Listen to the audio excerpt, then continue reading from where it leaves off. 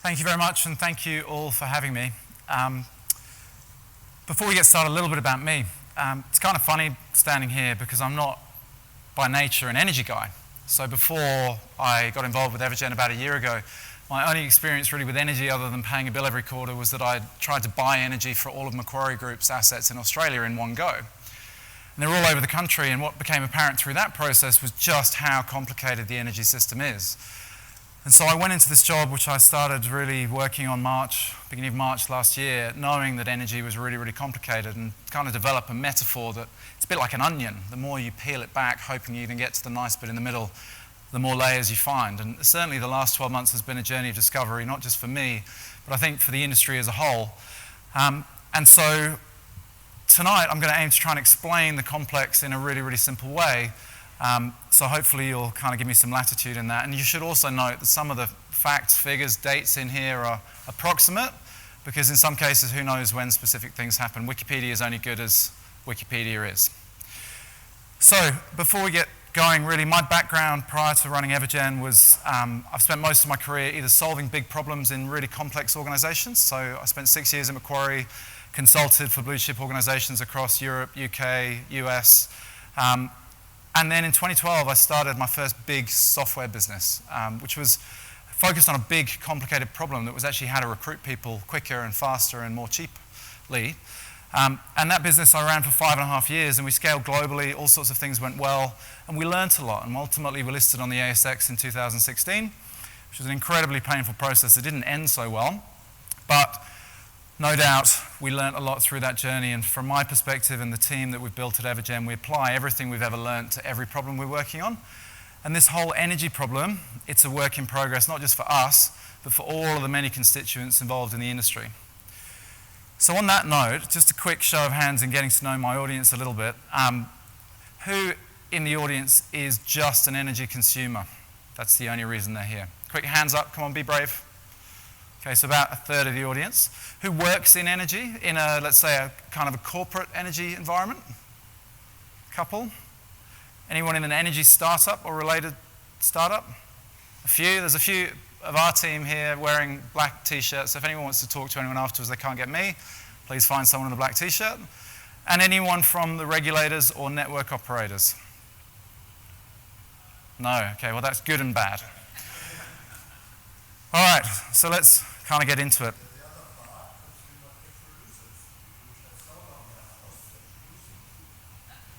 Sure. That's a good question. So how many people in the room have solar on their properties at home? Okay, about half, that's great. How many of those have a battery? Not very many at all. Okay, which is representative of what we see nationally with 2 million homes with solar and only about 40,000 batteries deployed. So it's a teeny proportion. Okay, so I'm going to crack into this, and hopefully you'll forgive me. It's the first time I've told this story, and coincidentally, it is very much a topic of interest to all sorts of people this year. So in 2 weeks, I'm speaking to 100 federal politicians about it, and people are really starting to pay up and pay attention. And isn't it a shame that it took the worst bushfires this country's ever seen, and now a massive deluge and storms for people really to start moving? Okay, so what I'm going to aim to cover is a little bit of history, how things have evolved over, let's say, the last 100 years or so, what we at Evergen do and how we're trying to contribute to that evolution, what we see as the challenges and to some extent the opportunities that people need to be aware of, and then I'll be completely open to whatever questions anyone wants to ask. We believe in radical transparency and honesty, so I'll be pretty frank with you, at least from a personal opinion basis, and hopefully we'll all get something out of that. How does that sound? Okay. So I will ask on that basis if you just hold questions to the end, partly because they're videoing this and it'll be a bit awkward because the video won't hear the question. Okay, so there's a really, really good book that you all may be interested in called Blackout, which was written by a guy whose name I forget, but he's kind of an ex-scientist who's also worked in commercial energy. And so it's a really readable book about the history and evolution of energy in Australia and some of the challenges we face.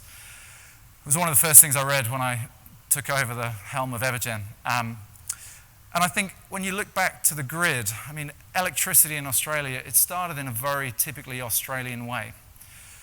everyone trying to do it themselves in their own local area with their own design and their own needs.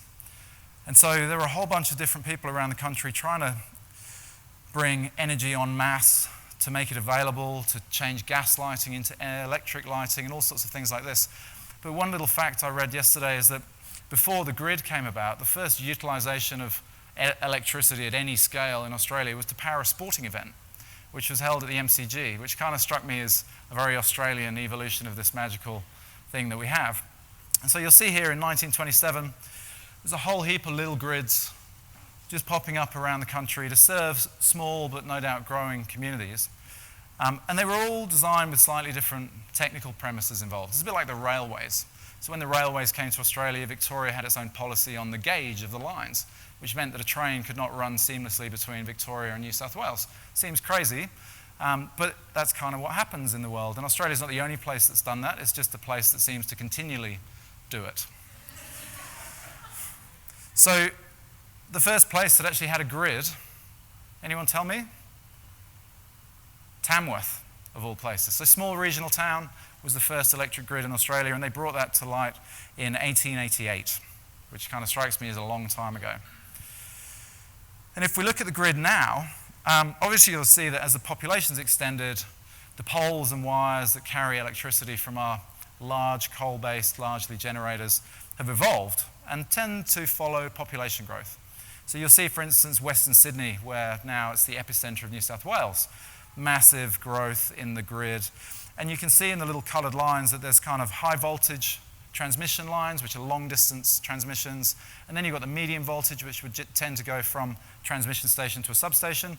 And then you get down to the low voltage, which is really the kind of local area distribution network that we all consider to be the grid. And still, you may notice that there's a whole part of this country that's not connected to the rest of the system. Well, WA, it's its own entity all of its own. And to be honest, the power system in WA, in many respects, works kind of better than the rest of the NEM, as we call it, the National Electricity Market, because it doesn't face the same degree of complexity as those involved in generating and distributing and balancing the needs of the system, which, to be honest, is a fiendishly complicated thing. And so the thing about the grid is it exists to serve the population, the paying customer. Interestingly, when electricity companies first came about, they didn't really work. They were a bit like a startup initially in that the first rounds of financing didn't carry them through to profitability or scale. They had to reinvent themselves and refinance themselves and raise lots more capital than anyone expected because it's super, super complicated. And as the market and the needs of consumers and businesses transforms, obviously the grid needs to transform too. So there's a whole heap of problems that we face now, which is really the grid was created and the whole energy system in this country was created as a one-way system. So one to many. So you have one coal-fired power station distributing energy to hundreds of thousands of people. And obviously now with the mass adoption of rooftop solar and other kind of renewables such as wind and large-scale solar now, what we see is this problem of reverse demand and reverse flows, which the poles and wires are not designed to cater for. And so some of the issues that we'll talk about later in the evolution of this system comes from how do we solve those problems to allow us to maximize the consumption and the use of sustainably created green energy and reduce or ideally completely remove our dependency on fossil fuels. So the second thing that makes this hard is that it's very, very hard to predict when certain amounts of energy are going to be consumed. Hot days, different load profiles to cold days, weekdays different to weekends, public holidays different again. And if there was one control room that was making all of these decisions and had visibility of the whole thing, you'd argue the complexity could all be managed in one place. But unfortunately, that's not how it works. And we'll get to that a little bit later. The final sort of high-level challenge is that the network operators, of which there are many in this country, their businesses are built on dealing with local evolution and local customers. So for instance, one network operator may be dominant in Western Sydney, and all they care about is the growth in that area and the population that they need to serve. And the questions they're constantly asking themselves is, well, when do I have to reinvest in new hardware? So when is my substation at capacity, and when do I need to build another one? And those investments are very significant capital investments. And these network operators operate on very long-term plans. So they operate on 5-year plans. And network operators obviously are ex-government entities. They've got heavily regulated businesses on which they can deploy capital and earn a regulated rate of return. And they're not used to things changing fast. And that's one of the problems that I want to address as we get through this, is that there is this incredibly expensive asset that's really, really complicated. It's not designed for the purpose that we have in this century, in this decade. And everyone in and around it is trying to move it forward, but it's really, really hard. So let's talk about how it's evolved in, let's say, the last 100 or so years. So the key thing is that the grid and the energy system, if we can call it that, involves lots and lots of participants. So we've got businesses who depend on it to make money and serve customers with products and services. We've got energy retailers whose job it is to maximize the return that they can get, and equally, they have a legal obligation to keep the lights on. We've got the federal government, who obviously should really care if the lights go out. And they really should care about that because the population tends to vote with its feelings. And I think we'll get to it a bit later, but the kind of absence of federal leadership when compared to somewhere like Germany is certainly one of the problems that we face, but I'm hopeful that it will change relatively quickly. State governments arguably care more than the federal government because they're more at the coalface with their voters and their electorate, and they're on a different election cycle. But the problem that those two entities face together, and that we as consumers and people trying to change the system face, is that all of these governments are on very short time horizons. So the 2 to 4 year election cycle means that people campaign with promises that they think they can implement in 2 years, whereas if we were in a much more dictatorial society, let's say, where decisions are made on a 10-year horizon, not a 2-year horizon, lots of these things would be much easier to solve. Now, in Australia, we have regulators. And we don't just have one regulator that regulates the energy system, which may seem sensible. We have 3 regulators that, whilst they all act on the same basis of trying to do the right thing for the system and consumers and every participant in the system, often they have competing priorities and competing interests. So there's just yet another layer of complexity that you can't go and speak to one body and change things. You need to deal with the competing priorities of 3. Now, as we've talked about, the network operators are critical in this whole process because they are literally the fabric that connects people in their homes and their rooftop solar with other people in their homes and their rooftop solar. And equally, anyone consuming electricity has to deal with a network operator. Now, we've got generators.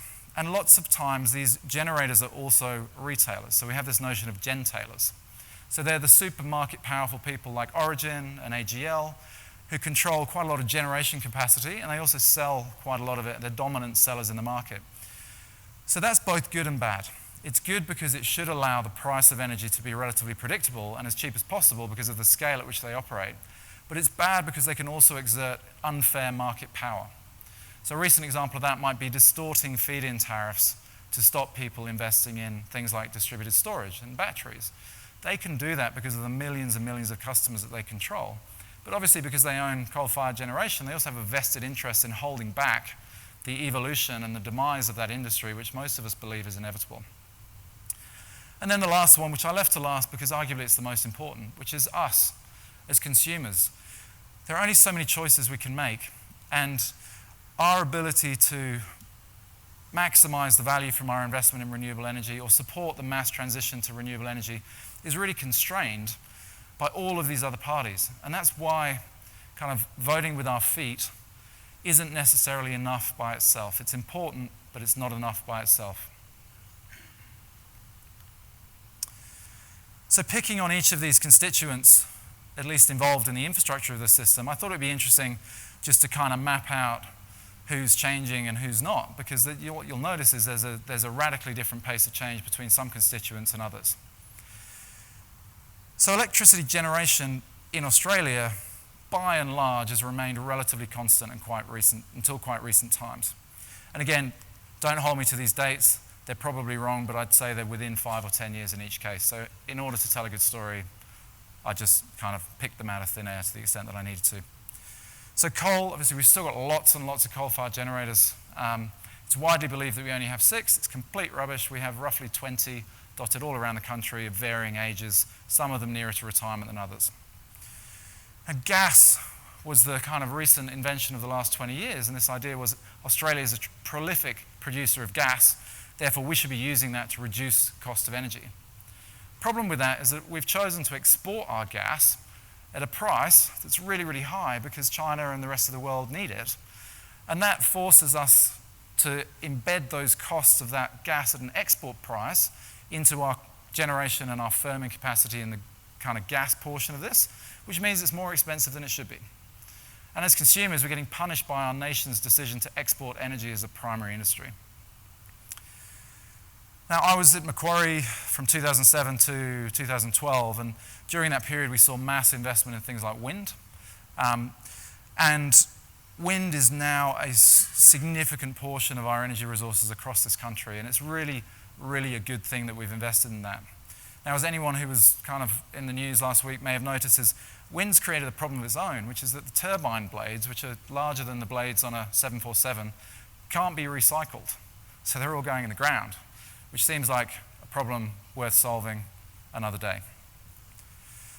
So in the last decade, what we've seen as the cost of solar hardware comes down is we've seen people realizing that you can generate solar energy on a really, really large scale at an economical, viable price, notwithstanding the friction that there is in trying to get these big things connected to the networks. So I don't know what proportion of Australia's energy is created from wind farms, but I know it's significant. And there are some companies, and I'll use a company called Evergen that we have quite a good relationship with as an example.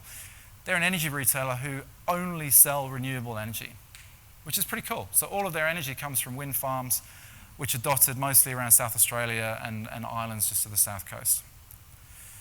And what we've seen, and I said from last year onwards, that was probably my own naivety, but we've seen batteries, big batteries, most notably the Hornsdale Power Station, which is really a big battery that was kind of done as a gesture of what's possible by a whole bunch of clever people, including Elon Musk and local governments to some extent, is we're trying to prove, and they're proving really, really well, that big batteries connected to solar are a very, very useful resource in this network of the future. And the reason for that's pretty obvious, is that the solar farms generate all their energy during the day, which happens to be when household load is at its lowest. So what's the point in feeding that back into the grid when you could store it and you could sell it at peak prices? And the other relevance that big batteries have, obviously, is that they're used to stabilize the network. So things like frequency stabilization, bidding into the frequency markets, supporting the whole network when a coal-fired power station has a bad day, is the batteries can jump in very, very quickly and provide resilience. Now, there's a bunch of problems with batteries that we'll talk about, not least that they're still more expensive than any of us would like. But in terms of the evolution of this system, it's worth holding on to the fact that typically what happens is things start big and then they get smaller. And in batteries, that's inevitably what we're going to see over the next 2 or 3 years. So from a consumer point of view, we've had a whole range of choices that we can make in Australia. There was mass adoption really driven through heavy subsidy schemes in the early 2000s, and that decade really was the start of mass adoption of solar in Australia. The quality of the technology involved in those deployments is what I would argue is substandard now, and there are a whole bunch of things that went wrong in the industry at that point, most notably the pink bat scandals and a whole bunch of things that, as a solar industry, it's kind of a cross that we all have to carry, is people selling substandard products to people and then walking away with no long-term guarantees and no support. And that's an issue that still exists to some extent in the industry. In the last 5 years in particular, the technology and the scale at which solar is produced, particularly across China, the quality of the technology has improved exponentially, which means the output you get from your solar panels is massively, massively greater than it was. But also the scale at which it's now produced is mind-boggling. And the cost has declined really, really rapidly, so that solar is now effectively affordable at a consumer level and returns on an investment level without subsidy. And what we've seen in the last 2 years in particular is evolution of batteries, predominantly lithium-ion batteries, so it's the same sort of batteries that go in an electric car. But the technology and the scale at which these batteries are being produced now is allowing them to become almost a mass market product. We're not quite there yet, which we'll talk about. They're still more expensive than they should be because lithium in particular is a raw material, and some of the other precious metals that are in there are more expensive because of the global demand, particularly linked to electric vehicles. But these batteries, which I've kind of labeled here as home batteries, and batteries in electric vehicles, which are obviously mobile home batteries in many contexts, in our view, they serve to be a really, really important building block on which a much more resilient, stable, cost-effective network can be built. And the point of this slide really is to show that these things are pretty new, which means they've got a long way to go. So if I start talking about the network operators, so it's the poles and wires and the infrastructure that takes power from a coal-fired power station and distributes it all the way to my door. There's a whole bunch of things that are still the same as they were more than 100 years ago, largely. And only very recently has there been testing and learning, at least in this country, around microgrids and embedded networks, which I'll explain a bit later, but it's kind of like a version of a microgrid in a specific context. And the interesting thing about that is if we look at microgrids and you, for instance, go on TED.com and you look for TED Talks about sustainable energy and microgrids and batteries and stuff, there's a whole heap of third world countries adopting these technologies in very, very rudimentary ways. So literally stringing together houses with a wire from roof to roof. It'd be great to be able to do that, but the thing getting in the way is the networks.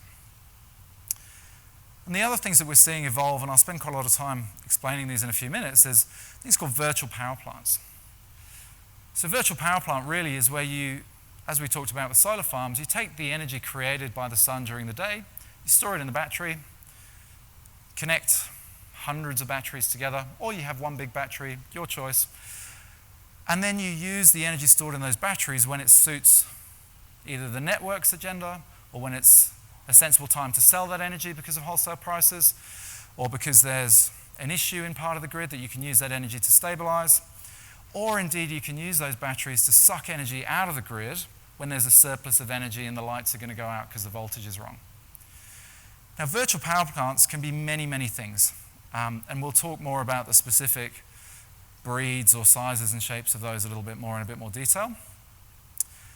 And the final extension of that is really relevant to this, particularly from a resilience in a regional community angle, and when we talk about bushfires and some of the impacts and some of the causes of some of these bushfires, the idea of taking communities off the grid in their entirety, or taking a single property that's at the end of a very long line that needs maintaining off the grid in its entirety, can be done by these things called standalone power systems. So my point here is really, whilst lots of other bits of the industry have evolved quite significantly, the networks have been somewhat slow to the party. So let's talk about microgrid quickly. So the easiest way I find it to imagine a microgrid is if we had, let's say, a construction of 20 new houses on a development. So building new houses, didn't exist before. Obviously those houses have all got to be connected to the grid. In a microgrid, instead of having 20 connections for those 20 houses and individual supply contracts between each of those houses with a network operator, you basically connect all those houses together so they generate and share energy to benefit themselves, primarily with the objective of generating and consuming as much of the energy they need as possible without buying any from the network. Now, what that leaves you with is one connection point with the network. So it's much less complicated from a network perspective. It does create some complications. But ultimately, by sharing energy between people with different load profiles, different habits, different roof sizes, different kind of solar arrays and different sizes of batteries, some may have electric vehicles, some may not, you can make the whole community better off and more resilient and much less dependent on the system as a whole. So the extension of a microgrid is where all of a sudden you've got a whole heap of things connected together. And every time I look at this picture, I feel a little bit sorry for the people sitting in the control room in the middle trying to juggle it all, because you've got a whole bunch of competing priorities. And recently what we've seen is AEMO, so the most powerful regulator in the country, stepping in to be the control room, controlling things, because the system as a whole has failed in South Australia because of massive wind damage to established infrastructure. The idea of a virtual power plant is that you've got different consumers with different needs. They all use different types of energy at different times of day. You've got wind as an example where it's really, really windy during the day. And similarly, solar produces lots of energy during the day, but none at night. So with a virtual power plant, what you do is you take generation, and when it's not required to be consumed, you store it. And then that energy exists in distributed storage assets, so either one battery or hundreds of batteries, all over the country, but it can be called upon at a time of need. And the most recent example where this has been done at scale is there's a project in South Australia that Tesla, who's a strong partner of ours, has done with the South Australian government, where they've deployed 900 batteries in kind of government housing. So last October, one of the coal-fired power stations in Queensland had a bad day, and the whole of Queensland was about to have a brownout or a blackout. And so the control room was able to call on the energy stored in those 900 batteries, send it to Queensland, resolve the issue in the grid while the coal-fired power station got its act together, and the lights didn't go off. Now the good news in that system is that because there's money on the table and those batteries would have discharged energy at a time when energy prices were really, really high, it's beneficial for those consumers or those owners of those batteries to allow their batteries to be used for the good of the system. And it's better for everyone if the lights don't go out. So really that is one example of a virtual power plant. There's lots of others. For instance, we're involved in exercises at the moment that maybe I'll talk about a bit later, where different network operators are experimenting in different ways to see how batteries can be used either for the greater good or for economic benefits or for stability from their point of view. And maybe I'll park that and just talk about it a bit later. And the third evolution that I mentioned earlier is standalone power systems. So here's a sort of crude picture of a community in Australia. And Australia is a big place, right? And we've got lots and lots of small communities a long way from other communities. We are involved with one network operator who's got one house at the end of a wire that's 100 kilometres long. How inefficient is that? In this case, and what we see more typically, is that you might have a community of 20 to 30, 50 houses. Think a small country town. And around it, you've got a bunch of farms that may be 3 to 5 or 10 k's from the centre. But the network operators, because of their regulated legal basis for operating, they have to ensure continual energy supply to those properties, which means investing in these very, very long transmission lines. Now that creates a couple of problems. So the first one is, in this sort of almost comical picture, is that transmission lines occasionally are party to causing fires. So we've got large pieces of bushland, sparks can cause a fire. But equally, they're vulnerable not just to fires, which we know have destroyed lots of this infrastructure over the last 3 months in particular, but also to wind. So the issue down in South Australia was caused because the transmission towers, the big things with the big hunky lines on, were knocked over in the wind. Now rebuilding those towers is not just expensive, it takes a really long time. And so the question to ask is, well, is there a better way? And we're involved in a bunch of projects where we're convinced that there is a better way, and we're testing this with a number of network operators around the country. Now, interestingly, what I'm talking about here is already done at scale in other parts of the world. So New Zealand has a similar architecture of network. They've been much more, should we say, proactive in evolving to an off-the-grid community situation. But the proposal here is that instead of reinvesting in or putting up those poles and wires again when they get knocked over or burnt down, what you do is you basically give the homes in the community solar and battery. And it could be lots of solar, lots of little batteries. It could be one big piece of solar on the ground with one big battery. Actually, it doesn't matter, because the whole thing is the community is tied together in effectively a microgrid. And then what you do is you can do the same thing on the farms. You give them solar and a battery.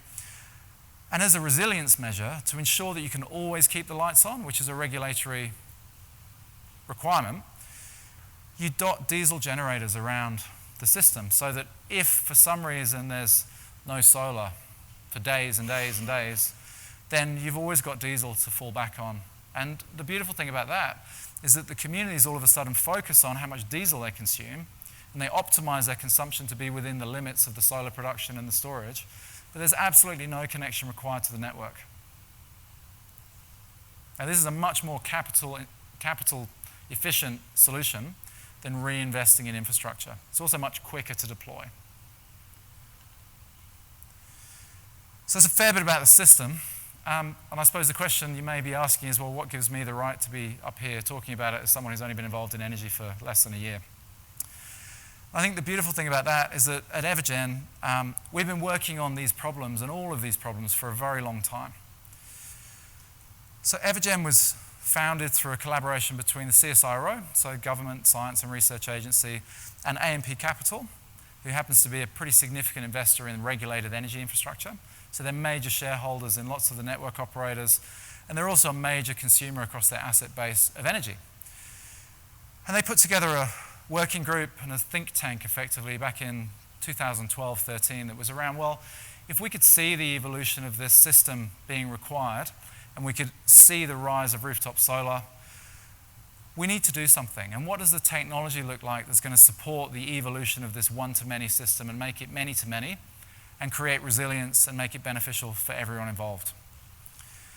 So over time, I won't bore you with all of the details in here, but the core of what we do is software that makes solar and battery perform better at an individual site. We first started selling batteries to consumers as a commercialization exercise in the middle of 2015, 16, and fast forward to now, and we've got more than 1,000 residential consumers around the country. We've partnered with some of the best property developers in the country, people like Mervac and others, to basically roll solar and battery out across all their new builds. And we're now in a position where we've extended our technology not just to allow optimal performance for a consumer in their own house, where on average we might save 80% off an energy bill immediately, but we're also connecting together devices behind the meter that can read your use across your major circuits. So things like hot water, air conditioning, pool pump, electric vehicle, help you monitor that. And also we can switch things on and off when it maximizes your savings or when you're going to get paid for it for one reason or another. Now, our mission and vision at Evergen is to be the connective tissue that sits between all of those stakeholders who we spoke about earlier. So the network operators, the consumers, the businesses, the hardware manufacturers, the installers, and everyone else, to make life better. And we've defined that as really to enable smarter energy. So there's lots of things done that could be done better. Now, changing them is really, really hard. But to make it real, what we're here to do is we're going to try and kill a coal-fired power station in each of 10 countries over the next 3 years. We're not going to do that by selling solar and batteries to people. We're going to do it by enabling others to do that. And the point about it being 10 plus countries is that whilst we may sit here as a nation who has frequent blackouts and pays higher energy prices than most people around the world, globally we're actually at the leading edge of the evolution of this technology. And so one of the things I do in my job is I speak to lots of energy companies around the world, and every single one of them is looking at Australia as a test bed for how to make this transition internationally. So what we're working on now, and I'm very proud to have a very, very competent team, split mostly between here and Newcastle and a bunch of people overseas, is that our core promise is obviously for the consumer who trusts us. So we have a net promoter score with our consumers that's almost 9 out of 10, which is amazing. But equally, we have business customers, and our job for those particular customers is to really help maximize the value of their investment in renewable energy. So reducing electricity bills. About a third of our customers make a profit every month, which is pretty cool. So instead of getting an energy bill, you get a credit from your bill provider. That's what we're working towards at a consumer level. Now, in order to achieve that at scale, we don't sit here thinking we're going to be the only people selling these solutions. That would be complete madness. There are people selling solar and selling battery to Australian consumers and businesses all over the country. And what we do is we enable them to sell it with our software, which makes it perform better, it gives the consumer a better experience, we extend warranties, and we help people know that if you invest in this technology, we will be around to support you and maximize your investment forever. That's what we're about.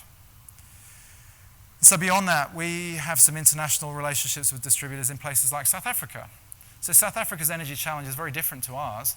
They have issues because they have export agreements where they have to sell power irrespective of whether it suits the country or not. And so even in rich parts of South Africa, you frequently have 4-hour blackouts, rolling blackouts. So their problem is the system's not resilient from a consumer point of view. It's slightly different, but the issues are the same.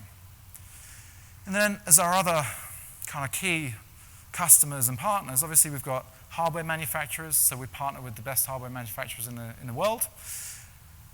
We've got regulators, and importantly, a customer of ours is network.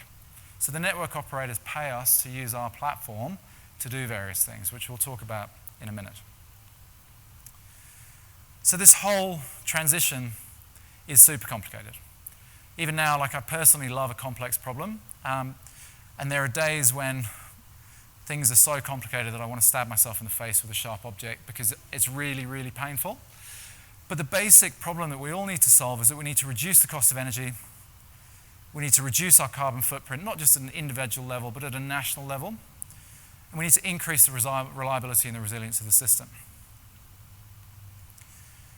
And achieving that requires a whole bunch of things at a systematic level to happen. So we need federal leadership from government. We need clarity about the path forward. We need market-based pricing for consumers changing behavior. So we need people to pay consumers for turning things off when it's a hot day and the system needs people to turn their air conditioning down for an hour. We need the network operators and the regulators to pull together all the data generated around ownership and consumption so that they can see what's actually happening and make better decisions around predicting when we're going to need to do things. And equally, we need market-based pricing to signal the value to consumers for changing their behavior. So we're involved in a whole heap of things, really, with the network operators and with government and other people. And it's really interesting in the last 12 months, and particularly in the last 6 months, the network operators are starting to think they need to move faster, which is good. There is a problem, though, which is that 95% of their business is focused on the regulated energy markets, which is really where they invest capital, they get a regulated rate of return. So their interests are primarily focused on doing the same thing, but just doing more of it. Whereas what we're trying to do is a drive towards experimentation that allows the whole system to evolve. But one of the things that makes this really hard is that you can't just turn the old system on and turn a new one on. Turn it off and then turn it on, because if the lights go out, people are unhappy. So the testing and the learning is really, really important. So to give you a few examples of these things, so in the ACT, we're partnered with Evo Energy to provide grid stabilization from big communities that they're building where they perceive there's going to be a risk on the stability of the network because of all these new houses being built that will come with solar and a battery. We partnered with PowerCo in New Zealand, who are using batteries to test different types of time of use tariff structure. We've also partnered with another piece of their business which deploys standalone power systems. This whole idea of taking communities and properties off the grid, you need a diesel generator and a standalone power system. With Tas Networks, we've got a big project in Tasmania that's kind of 25 houses all joined together on a single property. So with Tas Networks, we'll be experimenting around the value of that to the network. With Ausgrid, we're about to launch what will be a very public test of the value of discharging interconnected batteries at a residential level into the network on particular types of days. So hot days, cold days, whatever it may be. So we'll have several hundred batteries that are our customers connected together, and we'll let Ausgrid choose when they discharge or charge those batteries to see what the impact is on the overall network. We're involved in some work that's ARENA funded, which is a good government initiative to try and create standardization around how these things happen. And we're in discussions on a number of fronts with Western Power. So the network operators are coming. And if there was one thing I could ask other than strong federal leadership, it would be that we're all patient, but we're vocal. Because there's lots of people like us collaborating and trying to change the system, but we can't do it by ourselves. This is a big boys game. One thing I will say, just to close, is that given the fires and the floods, people in government really want to hear this story now. So I've been invited to Canberra to speak to 90 politicians in 2 weeks' time, and I'll tell a short version of this story. And hopefully these working groups and these think tanks are actually going to take action relatively soon. There's always a risk. In Australia, history is interesting, which is that only in the history of the country have more than 100,000 people protested at the same time. And the climate strike last year was the single biggest event of that kind, where 350,000 people of all ages took to the streets to complain. And part of that complaint was around energy. And I like to think that when you look at the history books, protests like that typically create a change in leadership, a change in policy, a change in government, a change in whatever it is that's annoying people within 9 to 12 months of the event. And so by my watch, within 3 to 6 months, there should be a systemic change that will benefit all of us. That's it. Thank you very much.